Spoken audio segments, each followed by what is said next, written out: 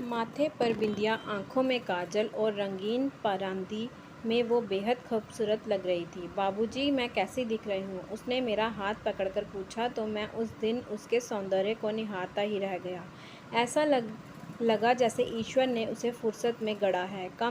काम से लौटने के बाद उसकी माँ को जब अपने सौंदर्य प्रसाधन का डब्बा नदारद मिला तो उसका ध्यान भोली की ओर गया। फिर तो उसकी जो पिटाई की उसकी जानकारी मुझे 2 दिन बाद मिली, जब भोली ढेर सारे अमरूद, जिनमें कुछ चिड़ियों के काटे हुए भी थे, मेरे लिए बटोर लाई थी। बड़े प्यार से उसने अपना आंचल जैसे ही मेरी ओर बढ़ाया, उसकी गर्दन, पीठ और कमर पर लाल निशान देखकर मेरी चीख निकल गई। ये क्या है राम, माँ ने मारा, देखो। इतना कहकर इसने अपनी पीठ मेरे सामने उधार दी।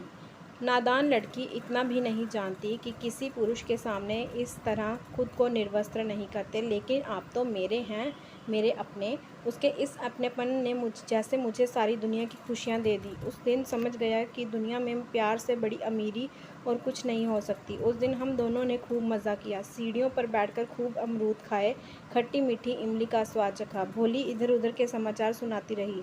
मैंने कहा अमरूद अच्छे हैं, उसने कहा बिस्किट भी बहुत अच्छे हैं। उसकी हाजिर जवाबी देखकर मैं हैरान रह गया। तभी उसकी माँ ने आवाज़ दी, राधा।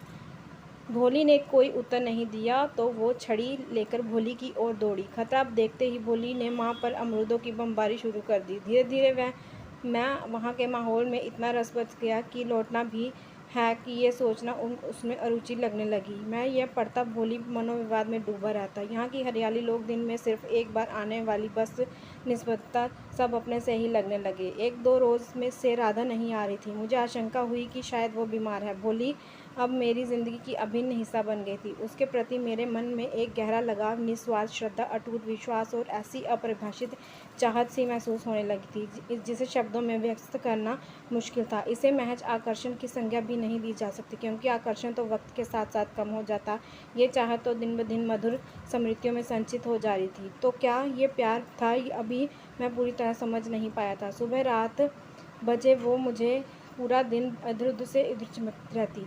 उसमें उसकी जिज्ञासाओं के समाधान की आदत हो गई थी। मैं अपने लैपटॉप पर काम कर रहा था। वो निर्विकार मुद्रा से मुझे काम करते देखती रहती। अचानक सामने से जाता माँ को देखकर मेरी तंद्रा भंग हो गई। मन में बुलाकर भोली से पूछा, पूछो तो साहब, अब मैं आपकी भी बदली होने वाली है। इसलिए मैंने पिछले वाले साहब से 500 उधार लेकर भोली को उनको दी थी। कम से कम पक्के घर की है, पेट भर अंग्रेजी खाना भी खाएगी। यहाँ तो छत लटकता है। रामशरण मुझसे ब्याह करना चाहता है, लेकिन वो दूसरे की लड़की को क्या रखेगा? इसका बाप तो भाग गया, मैं तो अपने पल्ले से बांध कर। मेरी आवाज़ गले में अटक कर रह गई। अपनी बेटी के जीवन की डोर उसकी माँ ने कितनी आसानी से दूसरे के हाथ में थमा दी। मुट्ठी भर अनाज और एक छत पाने के लिए अपना जिगर का टुकड़ा देना इस माँ को कठिन क्यों नहीं लगा?